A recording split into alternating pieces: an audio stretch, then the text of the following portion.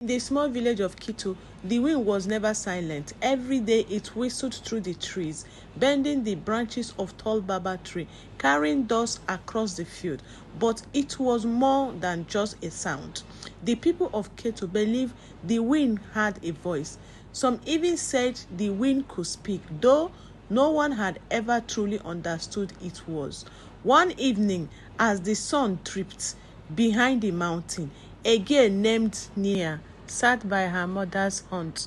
She was 9 years old, but with big curious eyes and a kind heart. As she played with the bead of her mother's necklace, the wind picked up again. It wasn't like other days. This one was a very strange one. It came in a strange pattern, sending chill down her spine. Nina stood up and looked around. Suddenly, she heard it, a soft whisper carrying on the wind. Nina, Nina, Nina. The wind seemed to say. She frozen. Her heart pounded in her chest. Was that wind calling me? Nina said. Was that wind calling my name? Meanwhile, the people around continued their work without paying no attention to the strange sound. Nina looked around again, trying to see if anyone else had heard it, but no one seems to notice. She took a deep breath, trying to calm herself, but the whisper came again, clearer this time. Nina, come! Nina, come! Nina, come! Nina ran into the haunt as her heart is racing at the hear of the Nina, come by the wind. Her grandmother, an old woman with wise eyes, sat by the fire, stirring a pot of stew. What's wrong, child? She asked without looking up. Grandma, Nia whispered.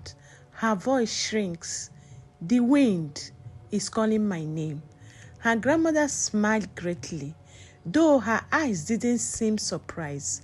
The wind speaks to us all, Nina, but only few can truly listen. Nina frowned and got confused. He said my name, and he told me to come. The grandmother's smile faded, and she turned to face Nia. The wind does not call without reasons. If he speaks to you, there is something you must learn.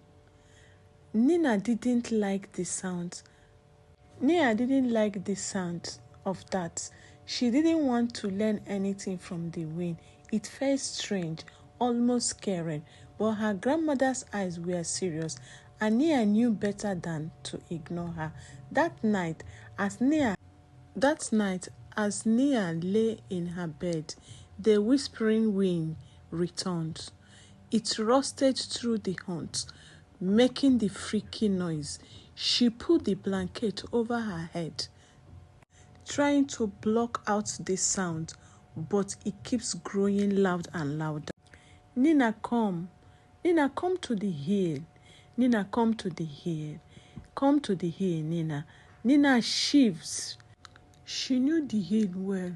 It stood at the edge of the village, an old place where the elders said the spirit of their ancestors rested. No one went there after dark, but the wind wouldn't stop calling her. The whisper became a pull of tugging at her heart. She had to go slowly. Nia stepped out of her bed and tiptoed past her sleeping grandmother. The night was cold, and the village was quiet, with only the sound of crickets and the occasionally bark of dog. But the wind was there, always there, guiding her steps. Nia made her way through the narrow path of the Kito village, her bare feet silent on the dusted ground. The hill loomed ahead, dark and shallowed under the moonlight. Her heart raced with fear, but something inside her pushed her forward. As she reached the base of the hill, the whisper changes. It wasn't just her name anymore. The wind was speaking in words, but there were words that couldn't fully understand.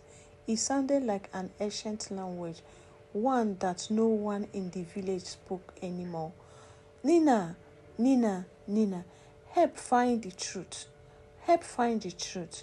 The hand trembled as she climbed the hill. The small body presses against the cold wall. The higher she went, the louder